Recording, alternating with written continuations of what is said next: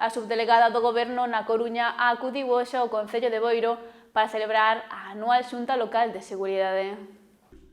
Ás 11 da mañá daba comezo a Xunta Local de Seguridade na que a subdelegada do Goberno de A Coruña, María Rivas, xunto co alcalde, reuníase con representantes dos corpos de seguridade do Estado do Concello para analizar a seguridade cidadá no ano 2023. Estamos celebrando a Xunta de Seguridade como todos os anos, que a presencia da subdelegada do Goberno na provincia da Coruña e todos os mandos policiales, tanto de Policía Nacional como Guardia Civil, como Policía Local e Protección Civil, para facer un análisis da seguridade no noso municipio.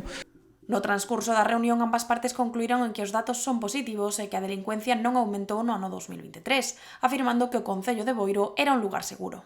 Os datos son datos positivos, sobre todo en termos de descenso de algunhas dos indicadores en canto a algunhas das modalidades de roubos e estafas. Tal como está transcurrindo a reunión, estamos dentro dos parámetros normais de seguridade, non hai grandes diferencias co ano pasado e transmitirlle aos ciudadanos e ciudadanas de Boiro esa tranquilidade. Boiro é un pobo moi tranquilo, hai naturalmente de vez en cando algún roubo moi puntual, pero dentro da normalidade. Pese aos datos positivos, a subdelegada do Goberno fixo fincapé na ciberdelincuencia, que sí que crece. Sen embargo, asegura que se trata dun problema xeralizado no país e incluso na Unión Europea.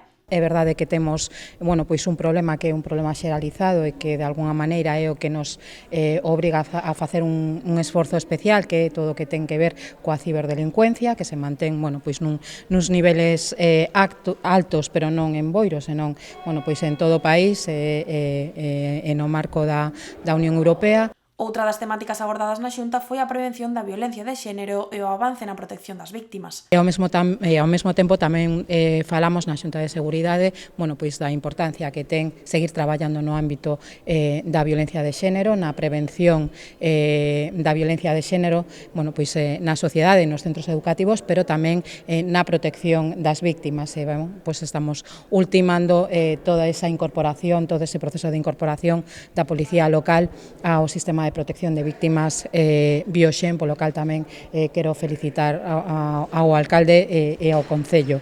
Por último, a subdelegada quixo felicitar o Concello pola súa implicación no plan director coa colaboración de todos os centros escolares en favor da prevención de delitos ao achegar aos corpos de seguridade do Estado aos máis pequenos.